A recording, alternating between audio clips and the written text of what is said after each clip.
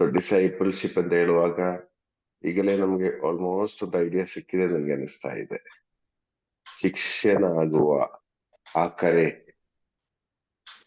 Just ನಿಮ್ಗೆ ಈ ಕಳೆದ ಕ್ಲಾಸ್ ಅಲ್ಲಿ ಯಾರಿಗಾದ್ರೂ ನೆನಪಿದೆಯಾ ಏನನ್ನು ಕುರಿತು ನಾವು ಚಿಂತಿಸಿದ್ದೀವಿ? ಯಾಕಂದ್ರೆ ಇದು ಒಂದೊಂದಾಗಿ ಕಂಟಿನ್ಯೂಸ್ ಇರುವ ಕ್ಲಾಸ್ಗಳೇ. ಶಶಿಕಲಾ ಸಿಸ್, ನಿಮ್ಗೆ ಏನಾದ್ರು ನೆನಪಿದೆಯಾ ಲಾಸ್ಟ್ ಕ್ಲಾಸ್ ಅಲ್ಲಿ ನಾವು ಏನ್ ಮಾಡಿದೀವಿ ಅಂತ ಹೇಳಿ? ನಡೆಯಂಗೆ ಇಲ್ಲ ಬ್ರದರ್ ಅದನ್ನ. ಅದ ಹೇಳಿ. ಅದೇ ನೀವ್ ಹಿಂಗೆ ಹೇಳಿದ್ರಿ, ಅಂದ್ರೆ ಡಿಸೈಪಲ್ಶಿಪ್ ಅಂತ ಹೇಳಿದ್ರೆ ನಾವು ನಡೆಸೋ ಜೀವನ, ನಾವಿರೋ ರೀತಿ, ಅಂದ್ರೆ ನಮ್ಮನ್ ಯಾರಾದ್ರೂ ಅಂದ್ರೆ ನಮ್ಮನ್ ತರ ಜೀವಿಸ್ಬೇಕು ಅಂತ ಹೇಳ್ಬಿಟ್ಟು ಆ ತರ ಒಂದು ನಮ್ ಗುಣಗಳನ್ನ, ನಮ್ ನೇಚರ್ನ ನಾವ್ ನಡ್ಕೊಳ್ಳೋ ರೀತಿ ನೋಡಿ ಇದ್ರೆ ಇವ್ರ ತರ ಇರ್ಬೇಕು, ನಾನ್ ಇವ್ರ ತರ ಬಾಳ್ಬೇಕು ಅನ್ನೋ ರೀತಿ ಒಂದು ನಮ್ ಜೀವನ ಇರ್ಬೇಕು ಅನ್ನೋದನ್ನ ಹೇಳಿದ್ರು. ಆಗ ಮಾತ್ರ ನಾವ್ ಹೇಳ್ಬಹುದು ನಾವೊಬ್ಬ ಡಿಸೈಪಲ್ ಅಂತ ಹೇಳಿ. ಅಂದ್ರೆ ಯೇಸು ಸ್ವಾಮಿಯನ್ನು ನಾವು ಫಾಲೋ ಮಾಡ್ತಾ ಇದ್ದೀವಿ, ಆ ನಮ್ಮನ್ನು ಇನ್ನೊಬ್ರು ಫಾಲೋ ಮಾಡುವ ಒಂದು ಅವಸ್ಥೆ ಇದ್ರೆ ನಾವು ಆ ಪ್ರಾಸೆಸ್ ಅಲ್ಲಿ ಸಕ್ಸಸ್ಫುಲ್ ಆಗಿದೆ ಅಂತ ಅರ್ಥ. ಸೊ ನಾವು ಒಬ್ಬೊಬ್ಬರನ್ನು ಪರಿಶೋಧಿಸಿ ನೋಡ್ಬೇಕು. ಈ ದಿನಗಳಲ್ಲಿ ಬಯೋಲಜಿಕಲ್ ಬರ್ತ್ ನೆಲ್ಲ ನಾವು ಕೇಳ್ತಾ ಇದ್ದೀವಿ. ಸೊ ನಮ್ಗೆ ಈ ರೀತಿ ಉಂಟಾಗುವ ಶಿಷ್ಯರಾಗಿದ್ದಾರೆ. ಈಗ ಸಂತ ಪೌಲರು ಅಂಥವರನ್ನು ನೋಡಿ ಹೇಳ್ತಾ ಇದ್ದಾರೆ, ನನ್ನ ಮಗನೇ. ತಿಮೋತಿಯನನ್ನು ನೋಡಿ ಹೇಳ್ತಾ ಇದ್ದಾರೆ, ನನ್ನ ಮಗನೇ. ಅಂದ್ರೆ ಪೌಲನ ಡೈರೆಕ್ಟ್ ಮಗನಲ್ಲ, ಆದ್ರೆ ಆಧ್ಯಾತ್ಮಿಕವಾಗಿ ಪೌಲನ ಮಗನಾಗಿದ್ದಾನೆ ತಿಮೋತಿಯನು. ಈ ತರ ಆಧ್ಯಾತ್ಮಿಕವಾಗಿ ನಮಗೆ ಎಷ್ಟು ಮಕ್ಕಳು ಇದ್ದಾರೆ ಎಂಬುದನ್ನು ಕುರಿತು ನಾವು ಕಂಡುಹಿಡಿಯುವ ಒಂದು ಕಾರ್ಯಗಳು ಈ ದಿನಗಳಲ್ಲಿ ನಾವು ಕಲಿತಾ ಇದ್ದೇವೆ.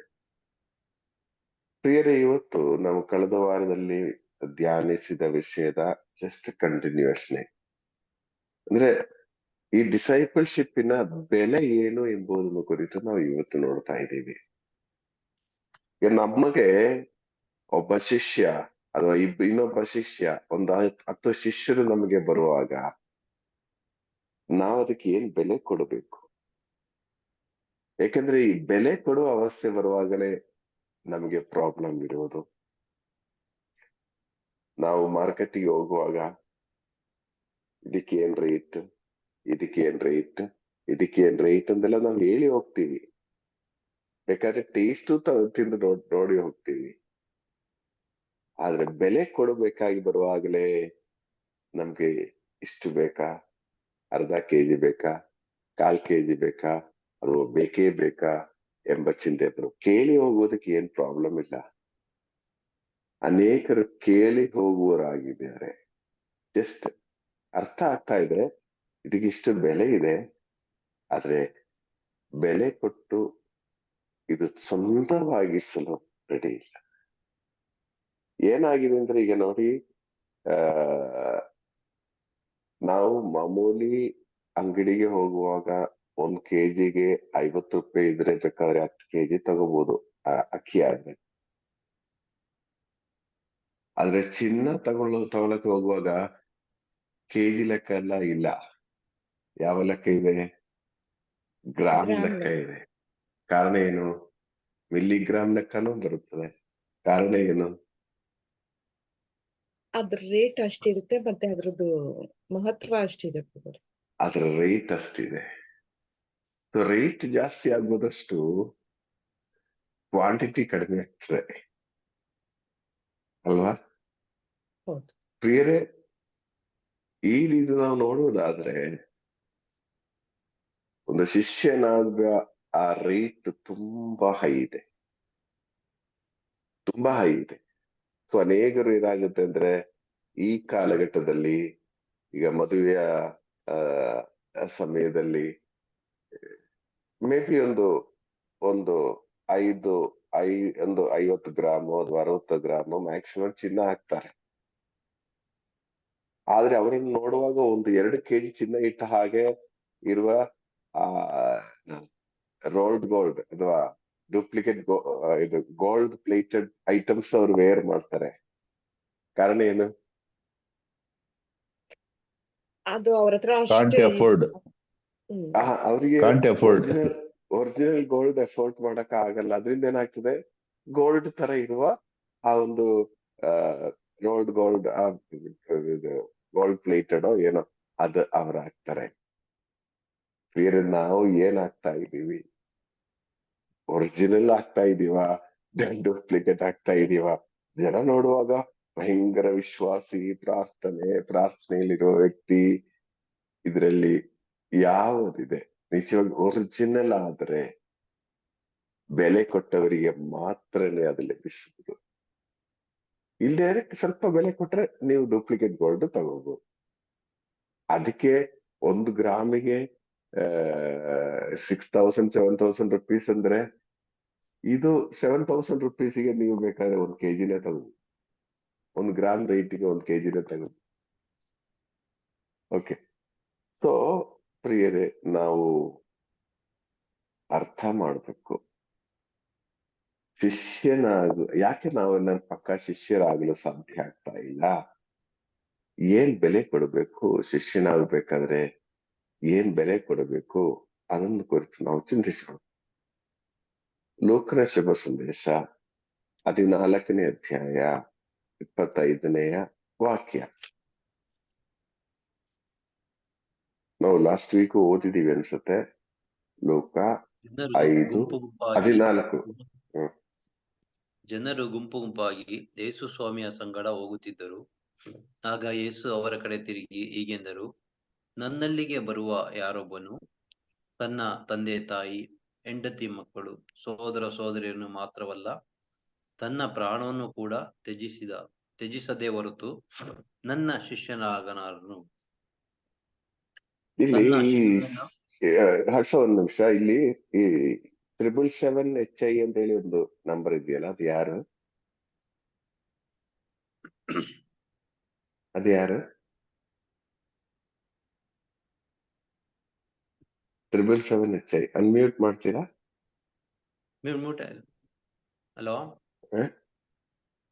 777HI.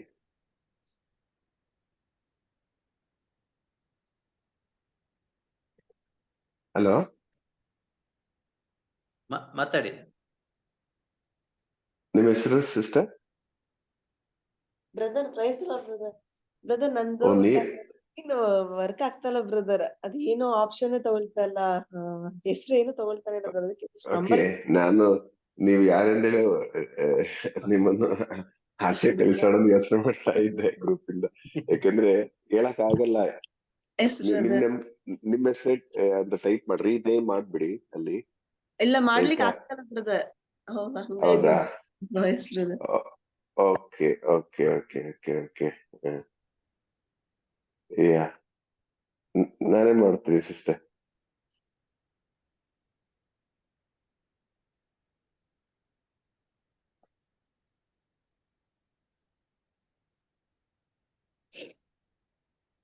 ಯಾ, ಸೊ ಪ್ರಿಯರೇ,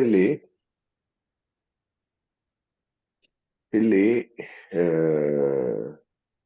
ಹಡ್ಸನ್ ಓದ್ತಾ ಇದ್ರು. 25ನೇ ವಾಕ್ಯ ಮತ್ತೆ ಮೇರಿ 14:25. ಜನರು ಗುಂಪು ಗುಂಪಾಗಿ ಯೇಸು ಸ್ವಾಮಿಯ ಸಂಗಡ ಹೋಗುತ್ತಿದ್ದರು. ಆಗ ಯೇಸು ಅವರ ಕಡೆ ತಿರುಗಿ ಹೀಗೆಂದರು, ನನ್ನಲ್ಲಿಗೆ ಬರುವ ಯಾರೊಬ್ಬನು ತನ್ನ ತಂದೆ ತಾಯಿ, ಹೆಂಡತಿ ಮಕ್ಕಳು, ಸೋದರ ಸೋದರಿಯರನ್ನು ಮಾತ್ರವಲ್ಲ, ತನ್ನ ಪ್ರಾಣವನ್ನು ಕೂಡ ತ್ಯಜಿಸದೆ ಹೊರತು ನನ್ನ ಶಿಷ್ಯಲಾಗಲಾರನು. ಒಂದು ನಿಮಿಷ.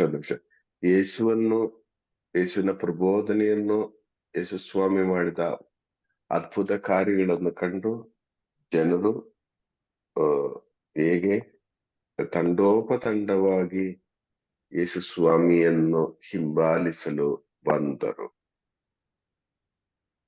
ದೊಡ್ಡ ಜನ ಯೇಸುವನ್ನು ಹಿಂಬಾಲಿಸಲು ಬರ್ತಾ ಇದ್ದಾರೆ. ನಾವು ಈ ತರ ಒಂದು ಧ್ಯಾನ ಅರೇಂಜ್ ಮಾಡುವಾಗ ಅಥವಾ ಪ್ರೇಯರ್ ಗ್ರೂಪಿಗೆ ತುಂಬಾ ದೊಡ್ಡ ಜನ ಬರುವುದಾದ್ರೆ ನಮ್ಮ ರೆಸ್ಪಾನ್ಸ್ ಏನಿರ್ತದೆ? ಎಲ್ಲ ನಮ್ನ ಹೊಗಳ್ಲಿ ಅಂತಾನೆ ಇರ್ತದೆ ಸರ್. ಎಲ್ಲ ಅವ್ರ ನಮ್ನ ಶಿಷ್ಯರನ್ನ ನೋಡ್ಬೇಕು ಕರೆದು ಹೋಗ್ಲಿ. ಇದು ಕೆಜಿ ಸರ್ ಏನಿರ್ಬೋದು ನಮ್ ರೆಸ್ಪಾನ್ಸ್? ನಮ್ದೇ ಅವ ಅಲ್ವಾ, ಎಲ್ಲದಕ್ಕೂ ನಾವು ನಾವೇ ಕಾರಣ, ನಮ್ಮಿಂದ ಇದೆಲ್ಲ ಅನ್ನೋದನ್ನ ಅಲ್ಲಿ ತೋರಿಸ್ಕೊಳ್ತಾ ಇರ್ತೀವಿ. ಅದು ಮೇನ್. ಇನ್ನೊಂದೇನಂದ್ರೆ ಇವರನ್ನು ಮತ್ತೆ ಪಾಕೆಟ್ ಮಾಡಕ್ಕೆ, ಈ ಒಂದು ಜನರನ್ನು ನಮ್ ಕಡೆ ನಿಲ್ಸೋಕೆ, ಅವರು ಡೈಲಿ ರಿಟ್ರೀಟ್ಗೆ ಬರಕ್ಕೆ, ಅವರು ಬರಕ್ಕೆ ನಾವು ಏನ್ ವ್ಯವಸ್ಥೆ ಮಾಡ್ಬೋದು ಮ್ಯಾಕ್ಸಿಮಮ್ ಟ್ರೈ ಮಾಡ್ತೀವಿ. ಈಗ ನೀವೊಂದು ರಿಟ್ರೀಟ್ ಸೆಂಟರ್ಗೆ ಹೋಗಿ ನೋಡಿ, ಡಿವೈನ್ಗೆ ಹೋಗಿ ನೋಡಿ. ಅಲ್ಲಿಗೆ ಹೋದ್ರೆ ಧ್ಯಾನ ಮುಗಿಯೋ ಮುಂಚೆ ನಿಮ್ಮ ಫುಲ್ ಡೀಟೇಲ್ ಅವ್ರು ಕಲೆಕ್ಟ್ ಮಾಡ್ತಾರೆ. ಮಾತ್ರವಲ್ಲ, ಅವ್ರಲ್ಲಿ ಮ್ಯಾಗಝಿನ್ ನಿಮ್ಗೆ ಕೊಡ್ತಾರೆ. ಅದು ಮಾತ್ರವಲ್ಲ, ಸೊ ನಿಮ್ಗೆ ನೆಕ್ಸ್ಟ್ ಮಂತ್ ಧ್ಯಾನಕ್ಕೆ ಬರುವಂತೆ ಬೇಕಾಗಿರುವ ಎಲ್ಲಾ ವ್ಯವಸ್ಥೆಗಳು ಅಲ್ಲಿಂದ ಏನಾದ್ರೂ ಒಂದು ಅರೇಂಜ್ಮೆಂಟ್ ಆಗಿರುತ್ತದೆ. ಯಾಕೆ ನಾವು ನಮ್ಮ ಮಂತ್ಲಿ ಧ್ಯಾನದ ಸಮಯದಲ್ಲೂ ಸಹ ಅವ್ರ ನಂಬರ್ ಕಲೆಕ್ಟ್ ಮಾಡ್ತೀವಿ, ಫಾಲೋ ಅಪ್ ಮಾಡಕ್ಕೆ ಬೇಕಾಗಿರುವ ಗ್ರೂಪ್ಗಳು ರೆಡಿ ಮಾಡಿದೀವಿ. ಆದ್ರೆ ಈ ಪ್ರೇಯರಿಗೆ ಮಾತ್ರ ಯಾರು ಸೇರಲ್ಲ. ಅಂದ್ರೆ ಎಷ್ಟೋ ಜನರನ್ನ ನಾವು ಗ್ರೂಪ್ ಅಲ್ಲಿ ಆಡ್ ಮಾಡಿದೀವಿ. ಆದ್ರೆ ಈ ಮುಂಜಾನೆ ಪ್ರಾರ್ಥನೆ ಬರೋರು ಮಾತ್ರ ಆದಿಲಿದ್ದ ಹಾಗೆ ಈಗಲು ಎಂಬ ರೀತಿಯಲ್ಲಿ ಮುಂಚೆ ಎಷ್ಟಿತ್ತು ಅವ್ರು ಮಾತ್ರನೇ, ಆ ಕರೆ ಇರೋರು ಮಾತ್ರನೇ ಬರಕ್ಕೆ ಸಾಧ್ಯ. ಇಲ್ಲಿ ಯೇಸುಸ್ವಾಮಿಯನ್ನು ಫಾಲೋ ಅಪ್ ಮಾಡಿ ತಂಡೋಪದಂಡವಾಗಿ ಜನರು ಬರ್ತಾ ಇದ್ರು. ಆದ್ರೆ ಯೇಸುಸ್ವಾಮಿ ಎಲ್ರಿಗೊಂದು ವೆಲ್ಕಮ್ ಕಾರ್ಡ್ ತೋರಿಸಿ you all are most welcome ಎಂದು ಹೇಳಿ ಯೇಸುಸ್ವಾಮಿ ಅವರನ್ನೆಲ್ಲರನ್ನು ಕರೀತಾ ಇಲ್ಲ. ಅವರು ಸ್ಟ್ರೈಟ್ ಫಾರ್ವರ್ಡ್ ಆಗಿ ಹೇಳ್ತಾ ಇದ್ದಾರೆ, ನೋಡಿ, ನನ್ನನ್ನು ಹಿಂಬಾಲಿಸಬೇಕಾದ್ರೆ, ನನ್ನ ಶಿಷ್ಯನು ನೀವು ಆಗ್ಬೇಕಾದ್ರೆ ನೀವೇನ್ ಮಾಡ್ಬೇಕು? 26ನೇ ವಾಕ್ಯ, ನನ್ನಲ್ಲಿಗೆ ಬರುವ ಯಾರೊಬ್ಬನು ತನ್ನ ತಂದೆ ತಾಯಿ, ಹೆಂಡತಿ ಮಕ್ಕಳು, ಸೋದರ ಸೋದರಿಯನ್ನು ಮಾತ್ರವಲ್ಲ ತನ್ನ ಪ್ರಾಣವನ್ನು ಕೂಡ ತ್ಯಜಿಸದೆ ಹೊರತು ನನ್ನ ಶಿಷ್ಯರಾಗಲಾರನು. ಪ್ರಿಯರೇ, ಇಲ್ಲಿ ಈ ಪಾಯಿಂಟ್ ನಾವು ಯಾವ ರೀತಿ ಅರ್ಥ ಮಾಡ್ತಾ ಇದ್ದೀವಿ ಎಂಬುದು ಮುಖ್ಯ. ಹಿಂಗ್ ಇನ್ವೈಟ್ ಮಾಡ್ತಾರೆ ಬ್ರದರ್, ಹಿಂಗ್ ಹೇಳ್ತಾರೆ ಎಲ್ಲಾ ಹಿಂಗೆ ಒಂದು ಬಿಡ್ದಂಗೆ ತಂದೆ ತಾಯಿ ಹೆಂಡತಿ ಮಕ್ಳು ಪ್ರಾಣನು ಬಿಟ್ಟು ಬಂದ್ರಿ. ಅಯ್ಯ, ಇದೇ ಇನ್ವಿಟೇಷನ್. ಆದ್ರೆ ಇದ್ರ ಅರ್ಥ ನೀವು ನಿಜವಾಗಿ ಅರ್ಥ ಮಾಡಿ. ನಾನು ಹೇಳೋದು ಒಂದು ಪ್ರಾಮಾಣಿಕವಾಗಿರುವ ಒಂದು ಶಿಷ್ಯನ ಅವಸ್ಥೆ. ಈಗ ಜಸ್ಟ್ ಉದಾಹರಣಕ್ಕೆ, ಗುರುಗಳಾಗಲು ಅಥವಾ ಕನ್ಯಾಶ್ರೀ ಆಗಲು ಹೋಗುವಂತ ವ್ಯಕ್ತಿ, ಓಕೆ, ಆಕ್ಚುಲಿ ಕರೆಯಾಗಿ ಅವ್ರು ಹೋಗುವುದಾದ್ರೆ, ಈಗಿರೋ ನಮ್ಮ ಮುಂದೆ ಇರೋ ಕೆಲವು ಎಕ್ಸಾಂಪಲ್ ನೀವು ಯೋಚನೆ ಮಾಡ್ಬೇಡಿ. ಅದೇ ಯೋಚನೆ ಮಾಡ್ಬೇಡಿ. ನಾವು ಅದೇ ಯೋಚನೆ ಮಾಡೋದ್ರಿಂದ ನಮ್ಗೆ ಮಿಸ್ಟೇಕ್ ಆಗ್ಬೋದು. ಅಂದ್ರೆ ಆಕ್ಚುಯಲ್ ಕರೆ ಇರುವ ಒಂದು ಗುರು, ಒಂದು ಕನ್ಯಾಶ್ರೀ, ಅವರು ಈ ಒಂದು ಗುರು ದೀಕ್ಷೆಗಾಗಿ ಹೋಗ್ತಾ ಇದೆ ಅಂತ ಇಟ್ಕೊಳ್ಳೋಣ. ಅವರು ತಂದೆ ತಾಯಿ, ಸಹೋದರರು, ಆಸ್ತಿ, ಅವ್ರಿಗೆ ಏನೆಲ್ಲ ಇದೆ ಎಲ್ಲವನ್ನು ಬಿಟ್ಟು ಅವರು ದೇವರ ಸೇವೆಗಾಗಿ ಹೋಗ್ತಾ ಇದ್ದಾರೆ. ಈಗ ನೀವು ಯೋಚನೆ ಮಾಡಿ, ಆಕ್ಚುಲಿ ಅವ್ರು ಯಾರನ್ನಾದ್ರು ಬಿಡ್ತಾ ಇದ್ರ? ಪ್ರಾಮಾಣಿಕವಾಗಿರುವ ಒಂದು ಗುರುಗಳು ಬಿಡ್ತಾ ಇದ್ರ? ಯಾರನ್ನು ಬಿಡ್ತಾ ಇಲ್ಲ. ಅವ್ರಿಗೆ ಹೆಚ್ಚಾಗಿ ಸಿಗ್ತಾ ಇದೆ. ಈಗ ಆ ತಂದೆ ತಾಯಿರ ಪ್ರೀತಿ ಹೆಚ್ಚಾಗಿ ಸಿಕ್ಕುವುದು ಈ ಗುರುಗಳಿಗೇನೆ. ಈ ಗುರುಗಳ ಪ್ರೀತಿ ಹೆಚ್ಚಾಗಿ ಸಿಕ್ಕುವುದು ಈ ತಂದೆ ತಾಯಿಯರಿಗೇನೆ. ಆಕ್ಚುಲಿ ಹೇಳುದ, ನನ್ಗೊಬ್ಬ ಸಿಸ್ಟರ್ ಇದ್ದಾಳೆ. ಈಗ ಅವ್ರದ್ದು ಫೈನಲ್ ಕಮಿಟ್ಮೆಂಟ್ ಆಗಿದೆ, 25 ವರ್ಷ ಆಗಿದೆ ಸಿಸ್ಟರ್ ಆಗಿ. ನಿಜ ಹೇಳೋದಾದ್ರೆ, ನಮ್ಮ ಮನೆಯಲ್ಲಿ ನಮ್ಮ ತಂದೆ ತಾಯಿಯರಿಗೆ ರೆಗ್ಯುಲರ್ ಆಗಿ ಫೋನ್ ಮಾಡುವರು ಇವಳೆ. ತಂದೆ ತಾಯಿಯರು ರೆಗ್ಯುಲರ್ ಆಗಿ ಕೇಳುವ ಸೌಂಡ್ ಇವಳ್ದೆ ಮಕ್ಕಳಲ್ಲಿ. ಅರ್ಥ ಆಯ್ತಲ್ಲ? ನಿಜವಾಗಿಯೂ ಅವರ ಪ್ರೀತಿ ಅನುಭವಿಸುವರು ಇವಳ ಪ್ರೀತಿ ಅನುಭವಿಸುವರು ತಂದೆ ತಾಯಿಯರೇ. ನಾನು ಹೇಳೋದೇನಂದ್ರೆ, ಬಿಟ್ಟು ಹೋಗುವುದಂದ್ರೆ ಫುಲ್ ಕಟ್ ಆಫ್ ಮಾಡುವುದಂದ್ರೆ ಅಲ್ಲ ಅರ್ಥ. ಆದ್ರೆ ಅವ್ರದ್ದು ಪ್ರಯಾರಿಟಿ ಏನು? ಅವರು ದೇವರಿಗೆ ಸಂಬಂಧಪಟ್ಟ ಕಾರ್ಯಗಳೇ ಇರ್ತದೆ ಅವರ ಆ ಪ್ರಯಾರಿಟಿ. ಅಂದ್ರೆ ಬಿಟ್ಟು ಹೋಗುದಂದ್ರೆ ಈಗ ಕಟ್ ಆಫ್ ಮಾಡಿ, ಡೈವೋರ್ಸ್ ಮಾಡಿ, ಅವಳನ್ನು ಬಿಸಾಡಿ ಹೋಗುವುದಲ್ಲ ಬಿಟ್ಟು ಹೋಗುವುದಂತೆ. ಇದು ಅನೇಕ ಬಾರಿ ನಾವು ಅರ್ಥ ಮಾಡ್ತಾ ಇಲ್ಲ. ಯೇಸುಸ್ವಾಮಿ ನೀವು ಮದುವೆ ಆಗುವಾಗ ನೀವಿಬ್ರು ಎರಡಲ್ಲ, ಇಬ್ರು ಒಂದು ಅಂತ ಹೇಳಿ ಬ್ಲೆಸ್ ಮಾಡಿದ ಯೇಸುಸ್ವಾಮಿ ಯಾವತ್ತು ನಿಮ್ಮ ವೈಫ್ ಅನ್ನು ಡೈವೋರ್ಸ್ ಮಾಡಿ ನನ್ನ ಸೇವೆಗೆ ಬಾ ಅಂತ ಹೇಳಲ್ಲ ಅವರು. ಅರ್ಥ ಆಯ್ತಲ್ಲ? ಅಂದ್ರೆ ಇವ್ರು ಹೇಳೋದೇನಂದ್ರೆ, ಮಾನಸಿಕವಾಗಿ ನಿಮ್ಮ ಫಸ್ಟ್ ಪ್ರಯಾರಿಟಿ ಯೇಸುಸ್ವಾಮಿ ಆಗ್ಬೇಕು. ನಿಮ್ಮ ಪ್ರಯಾರಿಟಿ ಯೇಸುಸ್ವಾಮಿ ಆಗ್ಬೇಕು. ನಿಮ್ಮ ಪ್ರಯಾರಿಟಿ ಯೇಸುಸ್ವಾಮಿ ಆಗುವುದಾದರೆ ಮಾತ್ರ, ಹೆಸರಲ್ಲಿ ಮಾತ್ರ ಅಲ್ಲ, ಹೌದು ನನಗೆ ಬೇರೆ ಏನೂ ಇಲ್ಲ, ನನಗೆ ಯೇಸುಸ್ವಾಮಿನೇ ಎಂಬ ಆ ಒಂದು ಅವಸ್ಥೆ ಸುಮ್ಮನೆ ಹೇಳೋದಲ್ಲ, ಪ್ರಾಮಾಣಿಕವಾಗಿ ಯಾರಿಗೆಲ್ಲ ಹೇಳಕ್ಕೆ ಸಾಧ್ಯ. ಅವರು ಕೆಲಸ ಮಾಡ್ತಾ ಇರ್ತಾರೆ, ಅವರು ಬಿಸ್ನೆಸ್ ನಡೆಸ್ತಾ ಇದ್ದಾರೆ, ಅವರು ಕುಟುಂಬವನ್ನು ಮುನ್ನಡೆಸ್ತಾ ಇದ್ದಾರೆ, ಅವರೆಲ್ಲವನ್ನು ಮಾಡ್ತಾ ಇದ್ದಾರೆ. ಆದ್ರೆ ಅದಕ್ಕಿಂತೆಲ್ಲ ಒಂದು ಪಟ್ಟು ಮೇಲೆ ಯೇಸುವಿನ ಚಿಂತೆ ಇರುತ್ತದೆ. ಅಂತವರಿಗೆ ಮಾತ್ರನೇ ಶಿಷ್ಯನಾಗಲು ಸಾಧ್ಯ. Price the lord. ದಯಾಲ್ ಈ ವಿಷಯದಲ್ಲಿ ದಯಾಲ್ ನೀವೇನ್ ಹೇಳ್ತೀರಾ? ಬ್ರದರ್, ನಮ್ ಕಣ್ಮುಂದೆ ಇಲ್ಲ, ನಮ್ ಕಣ್ಮುಂದೆ ನೀವೇ ಇದ್ದೀರಲ್ಲ, ಅದಕ್ಕೆ ಬೇರೆ ಇನ್ನೇನ್ ಹೇಳಕ್ ಸಾಧ್ಯ ಅಲ್ಲಪ್ಪ. Priority you are giving to the Lord, though you have a children and the family and the job where you say sincerely have to give your dedication life to the school. In spite of that you are giving priority to the Lord. ಇದನ್ನೇ ಅಲ್ವಾ ದೇವ್ರು ಬಯಸ್ತಾ ಇರೋದು. This is what the Jesus. ನಾನು ಹೇಳುದು, ಎಷ್ಟು ಜನ ನಾವು ಒಬ್ಬೊಬ್ರು ನಮ್ಮನ್ನ ಇಂಟ್ರೋಸ್ಪೆಕ್ಟ್ ಮಾಡೋಣ. ನಾನು ನಿಜವಾಗಿಯೂ ಪ್ರಾಮಾಣಿಕವಾಗಿಯೂ ಶಿಷ್ಯನಾಗಿದ್ದೇನೋ? ಖಂಡಿತವಾಗಿ ನಾನು ಹೇಳುವಾಗ 1947 ಅಲ್ಲಿ ಅಥವಾ ಡೈಟ್ ಎಲ್ಲ ಹೇಳ್ತಾರೆ, I met Jesus at that time ಅಂತ ಎಲ್ಲ ಹೇಳುವರುಂಟು. ಓಕೆ, ನಂದು 2ನೇ ಜನ್ಮ ಅಂತ ಹೇಳುವವರು ಉಂಟು. ಆದರೆ ಆ 2ನೇ ಜನ್ಮದಿಂದ ನಾವು ಯೇಸುವಿಗೆ ಪೂರ್ಣವಾಗಿ ಪ್ರಾಮಾಣಿಕತೆಯನ್ನು ಕೊಟ್ಟಿದ್ದೇವೆ, ಫಸ್ಟ್ ಪ್ರಯಾರಿಟಿಯನ್ನು ಕೊಟ್ಟಿದ್ದೇವೆ.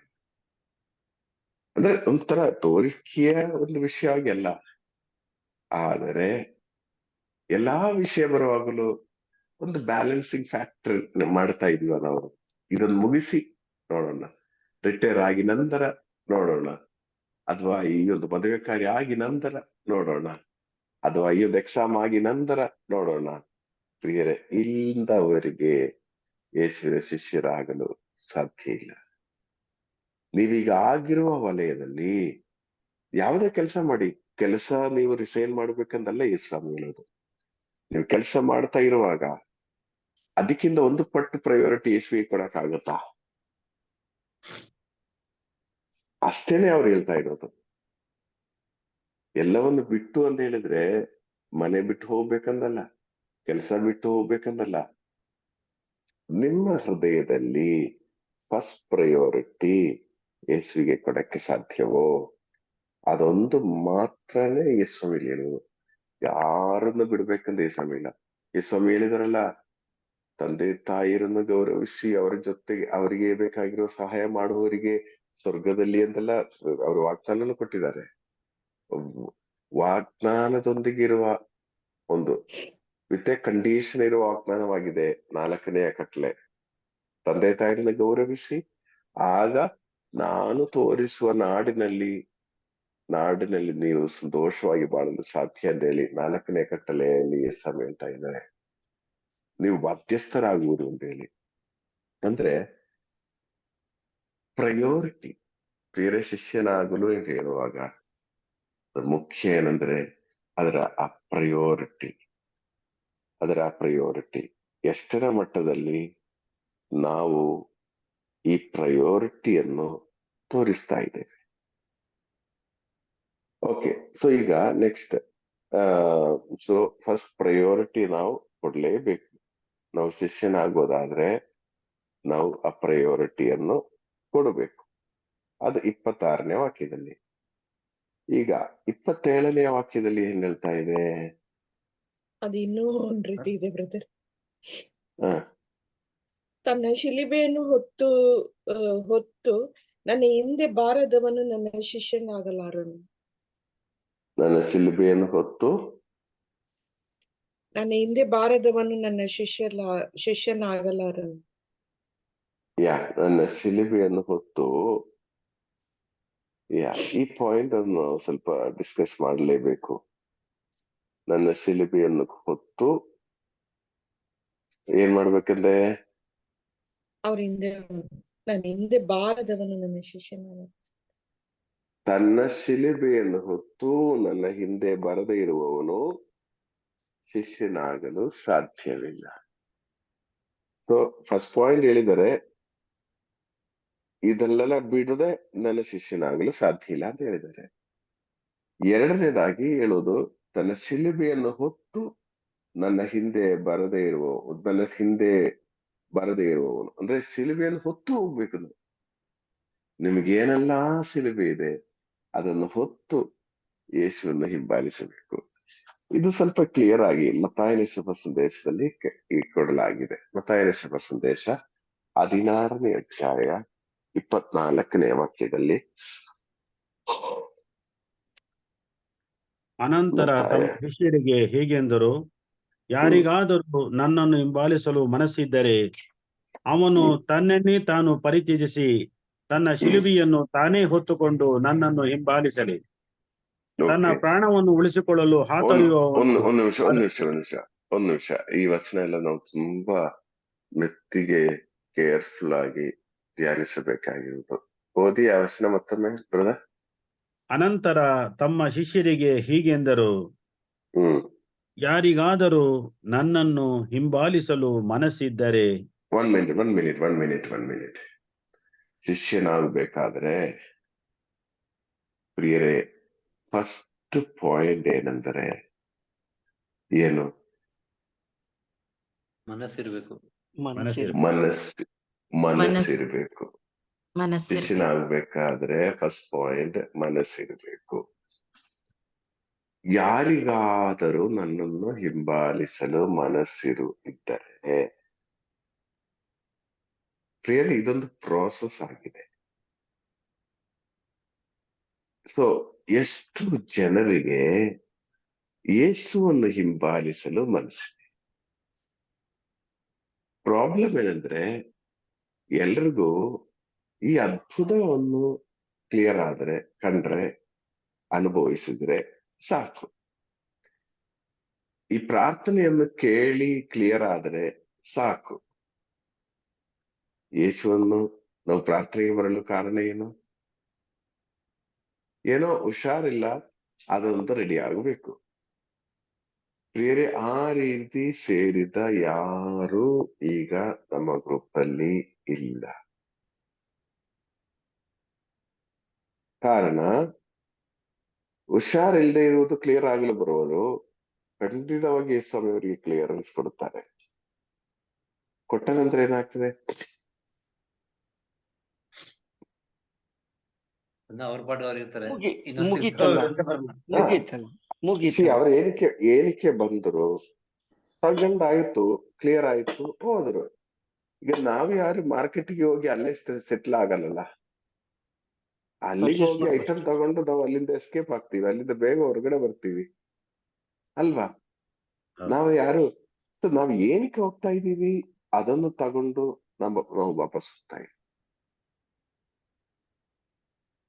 ಇಲ್ಲಿ ನಮ್ ಟಾರ್ಗೆಟ್ ಏನು? ಜಸ್ಟ್ ಪರ್ಚೇಸ್ ಮಾಡಲು, ಇದು ಬ್ಲೆಸ್ಸಿಂಗ್ಸ್ ಪರ್ಚೇಸ್ ಮಾಡಲು ನಾವು ಬಂದಿದ್ದೇವೆ. ಹಾಗಾದ್ರೆ ಬ್ಲೆಸ್ಸಿಂಗ್ ಸಿಕ್ಕಿದ ನಂತರ ಮತ್ತೆ ಅಲ್ಲಿ ನಿಲ್ಲುವ ಅಗತ್ಯ ಇಲ್ಲ. ಸೊ ಇಲ್ಲಿ ಯೇಸು ಹೇಳುದು, ಯಾರಿಗಾದರೂ ನನ್ನನ್ನು ಹಿಂಬಾಲಿಸಲು ಮನಸ್ಸಿದೆಯಾ? ಅದು ಬಿಟ್ಟು ಈ ಬ್ಲೆಸ್ಸಿಂಗ್ ಪರ್ಚೇಸ್ ಮಾಡುವರು ನೋಡಿ, ನಾನು ಆಗಲಿಂದಲೇ ಪ್ರೀಚರ್ ಆಗಿದ್ದೇನೆ, ಆಗಲಿಂದಲೇ ನಾನು ಪ್ರೇಯರ್ ಅಲ್ಲಿ ಇದ್ದೇನೆ, ಆ ಗ್ರೂಪ್ ಅಲ್ಲಿ ಇದ್ದೇನೆ, ಈ ಗ್ರೂಪ್ ಅಲ್ಲಿ ಇದ್ದೇನೆ. ಬೇರೆ ಈ ಚರ್ಚೆಗಳು, ಈ ಚಿಂತೆಗಳೆಲ್ಲ ನೋಡಿ, ಅವ್ರ ಜೊತೆ ಇಷ್ಟು ಕಷ್ಟಪಟ್ಟಿದ್ದೇನೆ, ಅವ್ರಿಗಾಗಿ ಇಷ್ಟು ದುಡಿದಿದ್ದೇನೆ ನೋಡಿ, ಚೇರ್ ಅರೇಂಜ್ ಮಾಡಿದ್ದೇನೆ, ಮೈಕ್ ಅರೇಂಜ್ ಮಾಡಿದ್ದೇನೆ, ದುಡ್ಡು ಕೊಟ್ಟಿದ್ದೇನೆ. ಈ ಲೆಕ್ಕ ಎಲ್ಲ ಇರುವವರು ಯಾರೆಂದರೆ ಮನಸಾರೆ ಯೇಸುವನ್ನು ಹಿಂಬಾಲಿಸಲು ಹೋಗುವವರಲ್ಲ. ಯೇಸುವನ್ನು ಹಿಂಬಾಲಿಸಲು ಹೋಗುವ ಒಂದು ವ್ಯಕ್ತಿಗೆ ನಾನು ಇಂಥವನು, ನಾನು ಇಷ್ಟು ಘನತೆ ಇರುವವನು ಎಂಬ ಚಿಂತನೆ ಇರಲ್ಲ. ಯಾಕಂದ್ರೆ ನಮ್ಗೆ ಟಾರ್ಗೆಟ್ ಎಲ್ಲ ಯೇಸುವನ್ನು ಹಿಂಬಾಲಿಸಿ ಹೋಗುವ ಅದೊಂದೇ.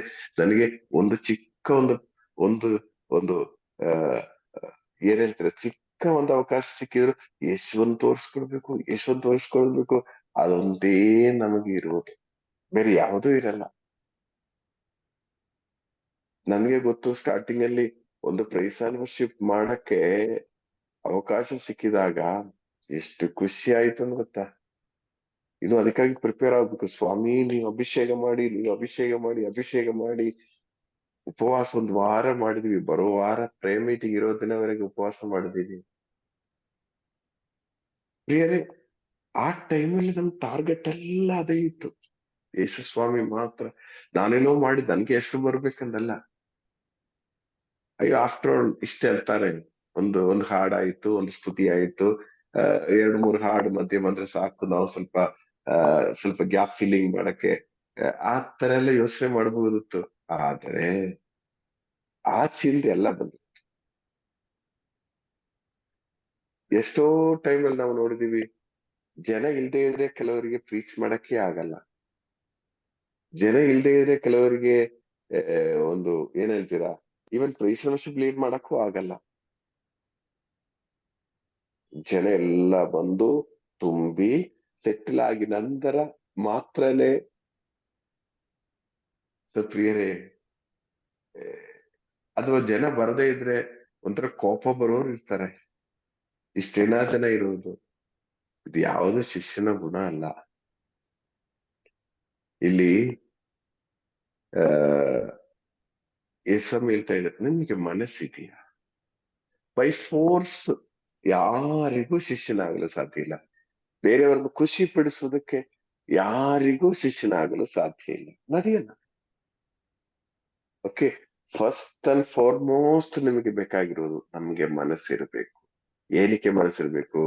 ಯೇಸುವಿನ ಶಿಷ್ಯನು ನಾನಾಗಬೇಕು, ಯೇಸುವಿನ ಶಿಷ್ಯನು ನಾನಾಗಬೇಕು. ನನಗೆ ಮನಸ್ಸಿರಬೇಕು. ಫಸ್ಟ್ ಅಂಡ್ ಫಾರ್ಮೋಸ್ಟ್ ನನಗೆ ಮನಸ್ಸಿರಬೇಕು. ಏಕೆಂದ್ರೆ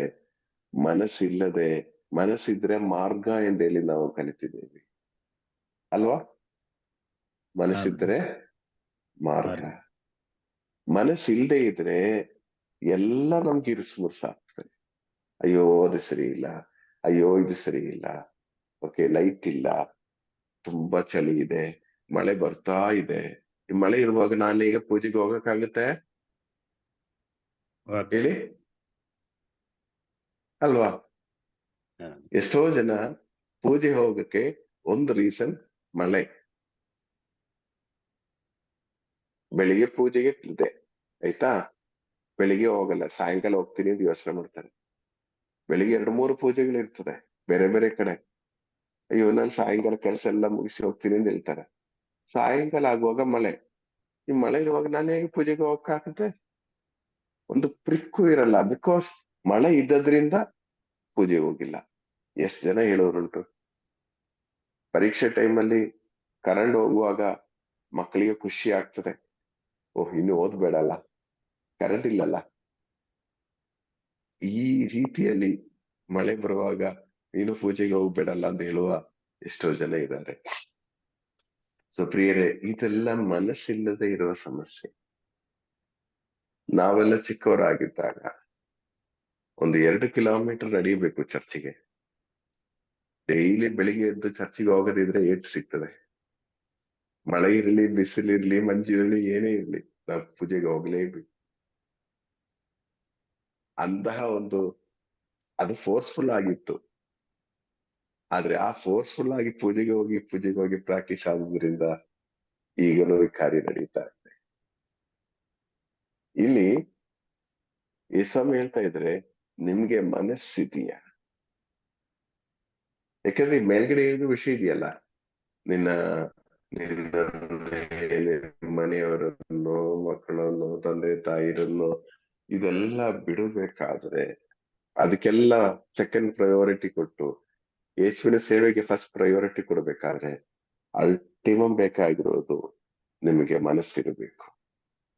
ನಿಮ್ಗೆ ಮನಸ್ಸಿಲ್ದೇ ಇದ್ರೆ ರೀಸನ್ ಮೇಲೆ ರೀಸನ್ ಕಂಡುಹಿಡಿತೀವಿ. ನನ್ಗೆ ರೆಡಿಯಾಗಿ ಗೊತ್ತಾಗ್ತದೆ. ಕೆಲವರಿಗೆ ಈ ದೇವರ ಸೇವಾ ಕಾರ್ಯಗಳ ಬಗ್ಗೆ ಹೇಳುವಾಗ ನಾನು ಹೇಳುವ ಮುಂಚೆನೆ ಗೊತ್ತಾಗ್ತದೆ ಇವ್ರು ಏನ್ ರೆಸ್ಪಾನ್ಸ್ ಕೊಡ್ತಾರೆ ಅಂತ. ಯಾಕೆಂದ್ರೆ ಇವರಿಗೆ ಮನಸ್ಸಿದೆಯಾ? ಪ್ರಾಮಾಣಿಕವಾಗಿ ಮನಸ್ಸಿದೆಯಾ? ಇಲ್ಲ, ಏನೋ ಒಂದು ಖುಷಿಗೆ ಹೇಗೋ ನೆಕ್ಸ್ಟ್ ಟೈಮ್ ಬರ್ತೀನಿ ಬ್ರದರ್, ಈ ಸತಿ ನಮ್ಗೆ ಆಗಲ್ಲ ಅಂತ ಹೇಳುವಾಗ ನಮ್ಗೆ ಹೇಳೋ ಮುಂಚೆ ಗೊತ್ತಾಗ್ತದೆ ನೆಕ್ಸ್ಟ್ ಟೈಮ್ ಇನ್ನೊಂದು ರೀಸನ್ ಇರ್ತದೆ. ಈಗ ಕೆಲಸಕ್ಕೆ ಹೋಗುವಾಗ ಲೇಟ್ ಆಗಿ ಬರಕ್ಕೆ ರೀಸನ್ಗಳು ರೆಡಿ ಇರ್ತದೆ. ಬರುವಾಗ ಟೈರ್ ಪಂಚರ್ ಆಯಿತು, ಅಥವಾ ಏನೋ ಪ್ರಾಬ್ಲಮ್ ಆಯಿತು, ದಾರಿಯಲ್ಲಿ ಏನೊಂದು ಆಕ್ಸಿಡೆಂಟ್ ನಡೆಯಿತು, ಇವತ್ತು ಪೊಲೀಸ್ ಚೆಕಪ್ ಇತ್ತು ಅದರಿಂದ ನಾವು ಬ್ಲಾಕ್ ಆಗಿತ್ತು. ಈ ತರ ಸುಮಾರು ರೀಸನ್ಗಳು ಇರ್ತದೆ ರೆಡಿಮೇಡ್. ಇದೇ ರೀಸನ್ಗಳು ನಾವು ದೇವರ ಕಾರ್ಯಗಳಿಗೂ ಯೂಸ್ ಮಾಡೋದಾದ್ರೆ ಅರ್ಥ ಏನಂದ್ರೆ ಇದಕ್ಕೆಲ್ಲ ನಮ್ಗೆ ಮನಸ್ಸಿಲ್ಲ. ನಿಮ್ಗೆ ಮನಸ್ಸಿದೆಯಾ? ಓಕೆ, ಆರೋಗ್ಯ ಸಂಪ್ರದಾಯ ಓದಿ ಅದರ 2ನೇ ಪಾಯಿಂಟ್. ಅವನು ತನ್ನನ್ನು ತಾನೇ ಪರಿತ್ಯಜಿಸಿ ಮತ್ತೊಮ್ಮೆ ಫುಲ್ ಸ್ಟಾರ್ಟಿಂಗ್ ಇಂದ ಓದಿ. ಅನಂತರ ತಮ್ಮ ಶಿಷ್ಯರಿಗೆ ಹೀಗೆಂದರು, ಯಾರಿಗಾದರೂ ನನ್ನನ್ನು ಹಿಂಬಾಲಿಸಲು ಮನಸ್ಸಿದ್ದರೆ ಅವನು ತನ್ನನ್ನು ತಾನೇ ಪರಿತ್ಯಜಿಸಿ. ಇಲ್ಲಿ ಸಮಸ್ಯೆ ಆಗುವುದು. ಮನಸ್ಸಿದ್ದರೆ ಮಾತ್ರವೇ. 2ನೇ ಪಾಯಿಂಟ್ ಏನು? ತನ್ನನ್ನು ತಾನೇ ಪರಿತ್ಯಜಿಸಿ. ತನ್ನನ್ನು ತಾನೇ ಪರಿತ್ಯಜಿಸಿ ಅಂತ ಹೇಳುವಾಗ ಅರ್ಥ ಏನು? ಪರಿಣಾಮ ಹೇಳ್ತೀರಾ? ತನ್ನನ್ನು ತಾನೇ ಪರಿತ್ಯಜಿಸಿ ಇಲ್ಲ. ಪರಿಣಾಮ ಹೇಳಿ.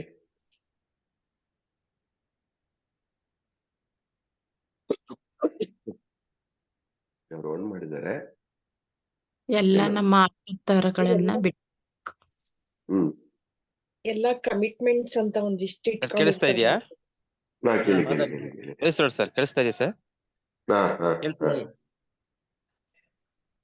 ಮಾತಾಡಿ. ಇಲ್ಲ ಏನೋ ಕ್ಲಿಯರ್ ಇಲ್ಲ ಅವ್ರಿಗೆ. ಓಕೆ, ಕೇಜ್ ಸರ್ ಹೇಳ್ತೀರಾ?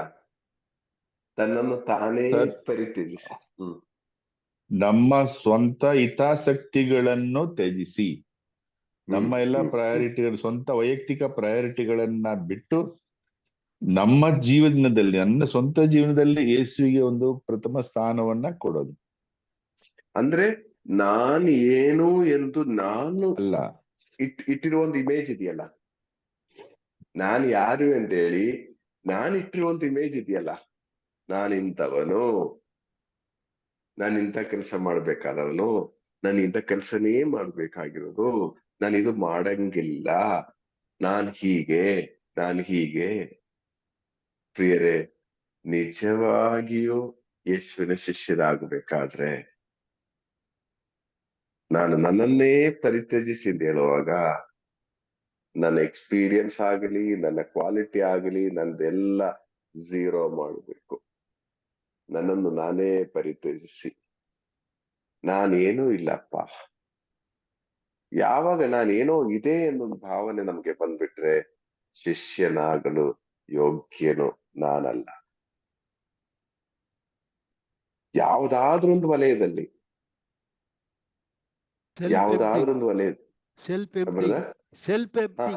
ಸೆಲ್ಫ್ ಎಂಪ್ಟಿಂಗ್, ನನ್ನನ್ನೇ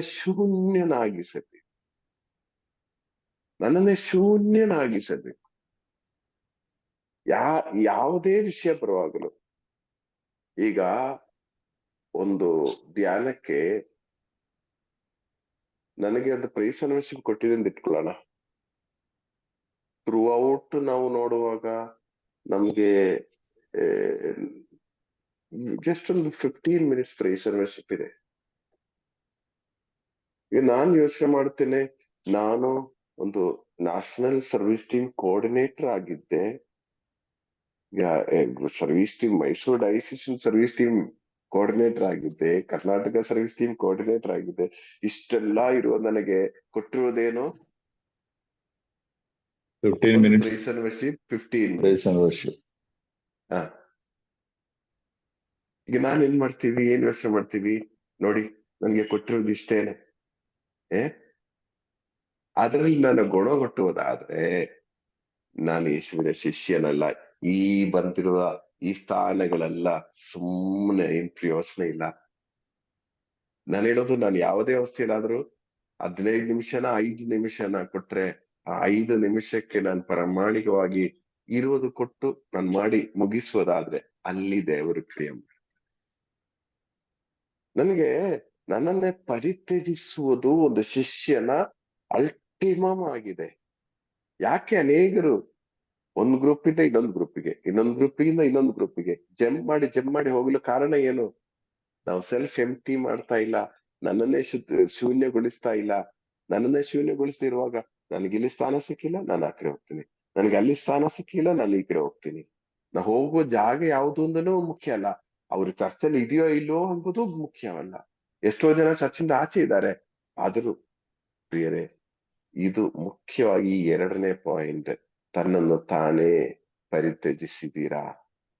ಎಷ್ಟೋ ಬೇಕಾದ್ರೆ ಆರ್ಗ್ಯೂ ಮಾಡಬಹುದು, ಹಾಗಾದ್ರೆ ಬೇಡವಾ, ಕೊಡಬೇಡವಾ, ಹಾಗೆ ಹೀಗೆ. ಪ್ರಿಯರೇ, ನಾನು ನನ್ನನ್ನೇ ಪರಿತ್ಯಜಿಸುವಾಗ, ನಾನು ಏನೂ ಇಲ್ಲ ಎಂಬ ಭಾವನೆ ಬರುವಾಗ ಅಲ್ಲಿ ಪ್ರಶ್ನೆನೇ ಇಲ್ಲ. ಅಲ್ಲಿ ಪ್ರಶ್ನೆನೇ ಇಲ್ಲ. ನಾನು ಏನೋ ಆಗಿದೆ ಎಂಬ ಭಾವನೆ ಬರುವಾಗಲೇನೆ ಈ ಸೆಕೆಂಡ್ ಪಾಯಿಂಟ್ಗೆ ನಮ್ಗೆ ಸಮಸ್ಯೆ ಇರುವುದು. ಕೆಲವರಿಗೆ ಮನಸ್ಸಿದೆ, ಆಸೆ ಇದೆ, ಟೈಮ್ ಕೊಡಕ್ ರೆಡಿ ಇದ್ದಾರೆ, ದುಡ್ಡು ಕೊಡಕ್ ರೆಡಿ ಇದ್ದಾರೆ. ಆದ್ರೆ ಸೆಕೆಂಡ್ ಸ್ಟೆಪ್ ಬರುವಾಗ ನಾವು ಸೋತೋಗ್ತೀವಿ. ಎಲ್ಲಿ? ತನ್ನನ್ನು ತಾನೇ ಪರಿತ್ಯಜಿಸುವ ವಿಷಯ ಬರುವಾಗ ನಾವು ಕಾಂಪ್ರಮೈಸ್ ಮಾಡ್ತೀವಿ. ಅದಾಗಲ್ಲ ಪ್ರಿಯರೇ. ಅದಾಗದೆ ನಾನ್ ಸೇವೆ ಮಾಡ್ತೀನಿ, ಯೇಸುವಿನ ಶಿಷ್ಯನ ಆಗ್ತೀನಿ ಅಂತ ಹೇಳಿದ್ರೆ ಸಾಧ್ಯವಿಲ್ಲ ಎಂದು ಸ್ವಾಮಿ ಇಲ್ಲಿ ಹೇಳ್ತಾ ಇದ್ದಾರೆ. ಇನ್ನು 3ನೇ ವಿಷಯ ನೋಡಿ, ಅವನು ತನ್ನನ್ನೇ ತಾನೇ ಪರಿತ್ಯಜಿಸಿ ತನ್ನ ಶಿಲುಬೆಯನ್ನು ತಾನೇ ಹೊತ್ತುಕೊಂಡು. ಒಂದ್ ನಿಮಿಷ.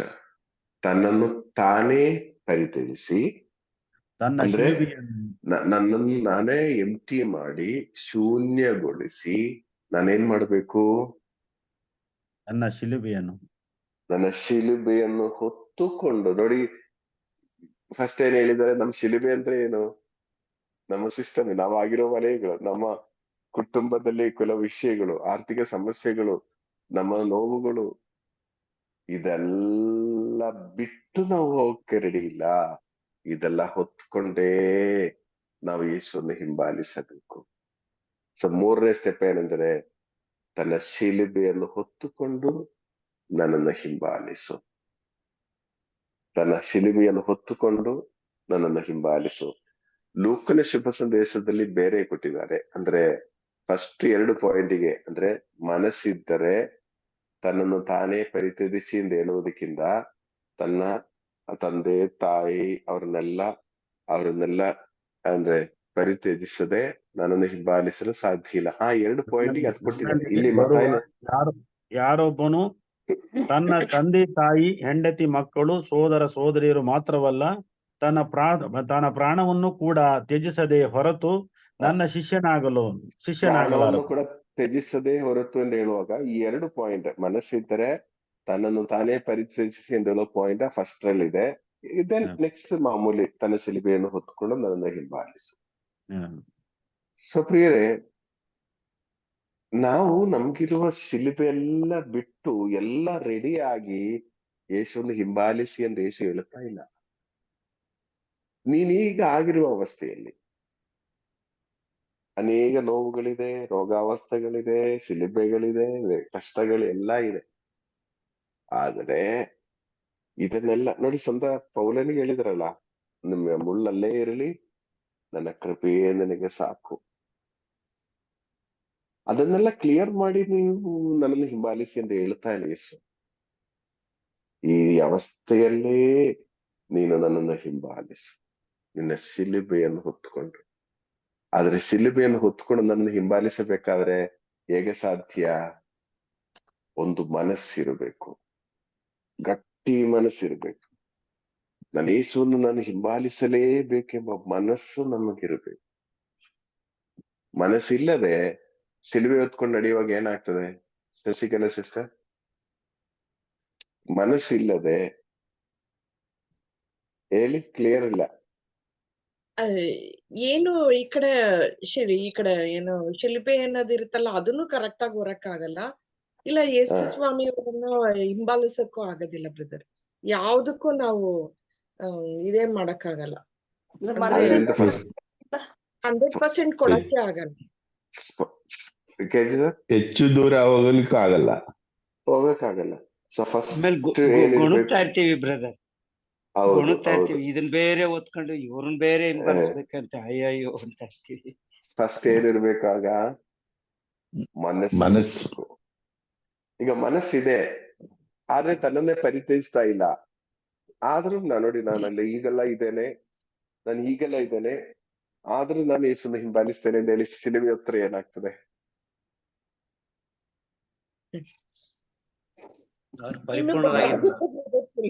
ಮನಸ್ಸು ಇದೆ ಆದ್ರೆ ನನ್ನನ್ನು ಪರಿಚಯಿಸ್ತಿಲ್ಲ.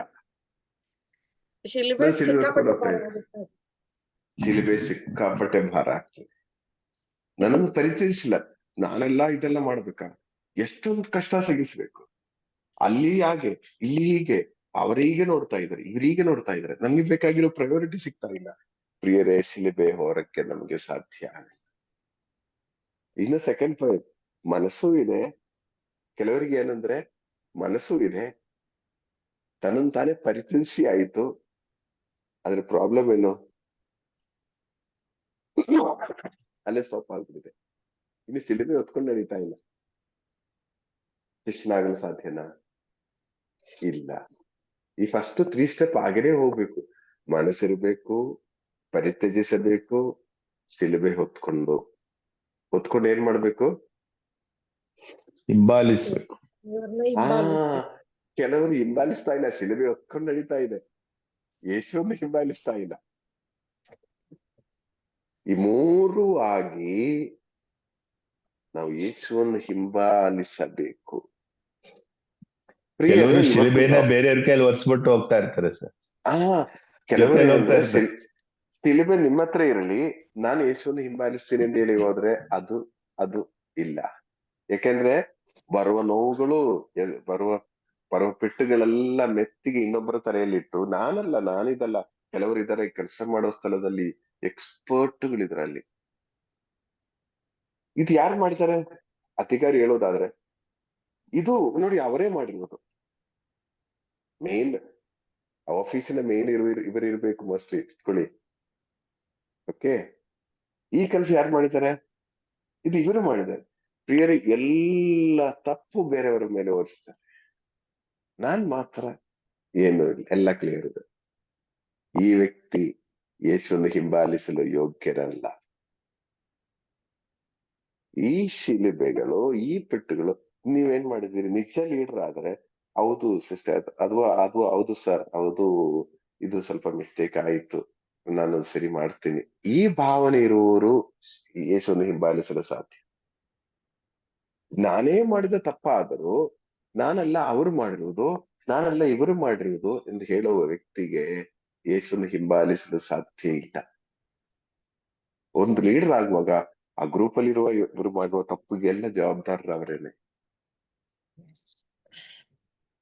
ಈಗ ನನ್ನ ಸ್ಕೂಲಲ್ಲಿ ಯಾರಾದ್ರೂ ಒಬ್ರು ತಪ್ಪು ಮಾಡಿದ್ರೆ, ಅಧಿಕಾರಿಗಳು ನನ್ನನ್ನು ಹೇಳುವಾಗ, ಅಯ್ಯೋ ಅದು ಅವ್ರು ಮಾಡಿರೋದು ಇವ್ರು ಮಾಡಿರೋದು ಅಂತ ಹೇಳಿದ್ರೆ ನನ್ಗೆ ಪೆಟ್ಟು ಬೀಳ್ತದೆ.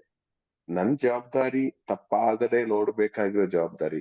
ಅದು ಬಿಟ್ಟು ನಾನು ಒಬ್ಬೊಬ್ಬರ ಮೇಲೆ ಬ್ಲೇಮ್ ಮಾಡ್ತಾನೆ ಅಂದ್ರೆ ಖಂಡಿತವಾಗಿ ಅದು ತಪ್ಪಾಗುತ್ತೆ. ಪ್ರಿಯರೇ, ತನ್ನನ್ನು ಈ 4 ಪಾಯಿಂಟ್ ಸೀಕ್ವೆನ್ಷಿಯಲ್ ಆಗಿ ಹೋಗ್ಬೇಕು. ಫಸ್ಟ್ ಮನಸ್ಸಿರ್ಬೇಕು, ಸೆಕೆಂಡ್, ತನ್ನನ್ನೇ ಪರಿತ್ಯಜಿಸಬೇಕು. ಥರ್ಡ್, ಶಿಲುಬೆಯನ್ನು ಹೊತ್ತುಕೊಳ್ಳಬೇಕು. ಫೋರ್ತ್, ಯೇಸುವನ್ನು ಫಾಲೋ ಮಾಡಬೇಕು. ಪ್ರಿಯರೇ, ಈ 4 ಮಾಡಕ್ಕೆ ರೆಡಿ ಇರುವ ವ್ಯಕ್ತಿಗೆ ಏನನ್ನು ಕರೆಯಲು ಸಾಧ್ಯ?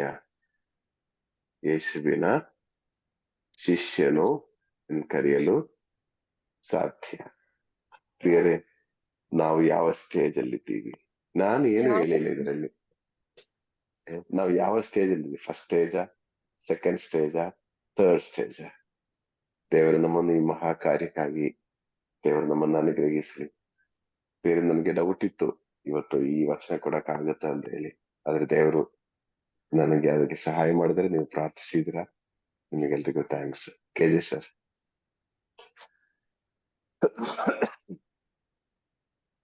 Price the lord. ಪ್ರಿಯರೇ, ಆ ಡಿಸೈಪಲ್ಶಿಪ್ ಅದರ ಒಂದು 2ನೇ ಭಾಗ ಅಂತ ಹೇಳ್ಬೋದು. ಸೊ ಇವತ್ತು ನಮಗೆ ಬ್ರದರ್ ತಿಳಿಸ್ಕೊಟ್ಟಿದ್ದಾರೆ, ಒಬ್ಬ ಶಿಷ್ಯನಾಗ್ಬೇಕಾದ್ರೆ ಅದು ಏನು ಬೆಲೆ ಕೊಡ್ಬೇಕು, ಯಾವ ಬೆಲೆಯನ್ನ ತೆರಬೇಕು. ಸೊ ನಾವು ಒಂದು ಉದಾಹರಣೆಯನ್ನ ಕೊಟ್ಟರು. ಮಾರ್ಕೆಟ್ಗೆ ಹೋದಾಗ ಪದಾರ್ಥಗಳನ್ನ ನೋಡ್ತೇವೆ, ಟೇಸ್ಟ್ ಮಾಡ್ತೇವೆ, ಆದ್ರೆ ಅದಕ್ಕೆ ಹಣ ಕೊಡ್ಬೇಕು ಅಂತ ಬಂದಾಗ ನಾವು ಯೋಚನೆ ಮಾಡ್ತೇವೆ ಆ ವಸ್ತುಗೆ ತಗೊಳ್ಬೇಕಾ, ಎಷ್ಟು ತಗೊಳ್ಬೇಕು ಅನ್ನೋದು. ಅದಕ್ಕೂ ಅವರು ಅಕ್ಕಿ ಮತ್ತು ಚಿನ್ನದ ಒಂದು ಉದಾಹರಣೆಯನ್ನ ಕೊಟ್ರು. ಸೊ ಅದೇ ರೀತಿ ಎಷ್ಟೋ ಬಾರಿ ಮದುವೆ ಸಮಾರಂಭಗಳಲ್ಲಿ ಒಂದು 50 ಗ್ರಾಮ್ ಚಿನ್ನ, ಒರಿಜಿನಲ್ ಚಿನ್ನ ಹಾಕಿದ್ರೆ ಇನ್ನು 250 ಗ್ರಾಮು ಅವರು ರೋಲ್ಡ್ ಗೋಲ್ಡ್ ಅನ್ನ ಹಾಕ್ತಾರೆ. ಸೊ ಶಿಷ್ಯರಾಗಬೇಕಾದ್ರೆ ನಾವು ರೋಲ್ಡ್ ಗೋಲ್ಡ್ ಆಗದೆ ಅಪ್ಪಟ ಚಿನ್ನ ಆಗಬೇಕು. ಸೊ ಅಲ್ಲಿ ಲೂಕನ 14:25 ಆರಿಸ್ಕೊಂಡು ಅವರು ಪ್ರಾರಂಭ ಮಾಡಿದ್ರು. ಜನರು ತಂಡೋಪತಂಡವಾಗಿ ಬರ್ತಾ ಇದ್ರು, ಆದ್ರೆ ಯೇಸು ಅವರಿಗೆ ಎಲ್ಲರನ್ನೂ ಬನ್ನಿ ಬನ್ನಿ ಬನ್ನಿ ಅಂತ ಕರೀಲಿಲ್ಲ. ಸೊ ಎಲ್ರಿಗೂ ಐಡೆಂಟಿ ಕಾರ್ಡ್ ಕೊಟ್ಬಿಟ್ಟು ಅವ್ರಿಗೆ ಶಿಷ್ಯರಾಗಿ ಮಾಡ್ಕೊಳ್ಳಿಲ್ಲ. ಆದ್ರೆ ಅವ್ರಿಗೆ ನಿಷ್ಠೂರವಾಗಿ ಹೇಳಿದ್ರು, ನೀವು ನಿಜವಾಗ್ಲೂ ನನ್ನನ್ನು ಫಾಲೋ ಮಾಡ್ತೀರಾ, ನನ್ನ ಹಿಂದೆ ಬರ್ತೀರಾ, ಬರೋದಾದ್ರೆ ಈ ಕಂಡೀಷನ್ಗಳಿದೆ. ಆ 4 ಕಂಡೀಷನ್ಗಳು, ಮೊದಲು ನಿಮ್ಗೆ ಮನಸ್ಸಿರ್ಬೇಕು, ಆಮೇಲೆ ನಿಮ್ಮನ್ನೇ ನೀವು ಪರಿತ್ಯಜಿಸ್ಬೇಕು, ಆಮೇಲೆ ಶಿಲುಬೆನ ಹೊತ್ಕೋಬೇಕು, ಆ ನಂತರ ನನ್ನನ್ನ ಹಿಂಬಾಲಿಸಬೇಕು. ಈ 4 ಪಾಯಿಂಟ್ಗಳನ್ನ ಕೂಲಂಕುಷವಾಗಿ ಉದಾಹರಣೆ ಸಮೇತ ಮನಸ್ಸಿಗೆ ಹಿಡಿಯುವ ಹಾಗೆ, ಅರ್ಥ ಆಗುವ ಹಾಗೆ ನಮಗೆ ವಿವರಿಸ್ಕೊಟ್ಟಿದ್ದಾರೆ. ಈಗ ನಾವು ಮಾಡ್ಬೇಕಾದದ್ದೇನು? ನಾವು ಯಾವ ಹಂತದಲ್ಲಿ ಇದ್ದೇವೆ?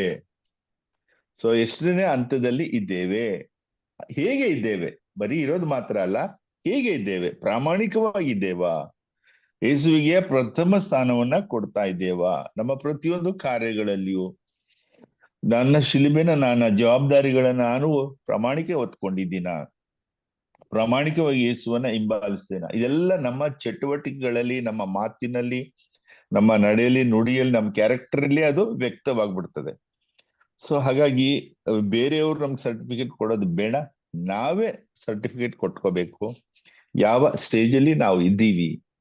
ಸೊ ಇದು ನಿಜಕ್ಕೂ ನಮ್ಗೆ ಪರಿಶೀಲನೆ ಮಾಡ್ಬೇಕಾದಂತ ಅಂದ್ರೆ ದಿನೇ ಅದ ಪ್ರತಿ ಬಾರಿಯೂ ಯಾವುದೇ ಯೇಸುವನ್ನು ಹಿಂಬಾಲಿಸುವ ಎಲ್ಲ ಅವಕಾಶಗಳು ಬಂದಾಗ ನಾವು ಎಲ್ಲಿದ್ದೇವೆ, ಯಾವ ಹಂತದಲ್ಲಿದ್ದೇವೆ ಅನ್ನೋದನ್ನ ಪರಿಶೋಧಿಸ್ಕೊಳ್ಳಕ್ಕೆ ಒಂದು ಅಳತೆಗೋಲನ್ನ ಕೊಟ್ಟಿದ್ದಾರೆ.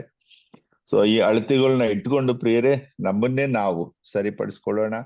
ಎಲ್ಲಿ ಯಾವ ಹಂತದಲ್ಲಾದ್ರೂ ನಾವು ಬಿದ್ದಿದ್ರೆ, ಯಾವ ಹಂತದಲ್ಲಾದ್ರೂ ನಮ್ಗೆ ಒಂದು ದೌರ್ಬಲ್ಯ ಇದ್ರೆ, ಸೊ ಅದನ್ನ ತಕ್ಷಣವೇ ಸರಿಪಡಿಸಿ ಒಂದೊಂದೇ ಹಂತವನ್ನ ನಾವು ಪ್ರಾಮಾಣಿಕವಾಗಿ ಸರಿಪಡಿಸಿ ಅದನ್ನ ನಿಜವಾದ ಪ್ರಾಮಾಣಿಕವಾದ ಡಿಸೈಪಲ್ ಆಗ್ಲಿಕ್ಕೆ ನಾವು ಪ್ರಯತ್ನ ಮಾಡೋಣ. ಅದನ್ನೇ ನಮ್ಗೆ ಇವತ್ತು ನಮ್ಗೆ ತಿಳಿಸ್ಕೊಟ್ಟಿದ್ದಾರೆ. Sir, thank you so much. Thank you. Brother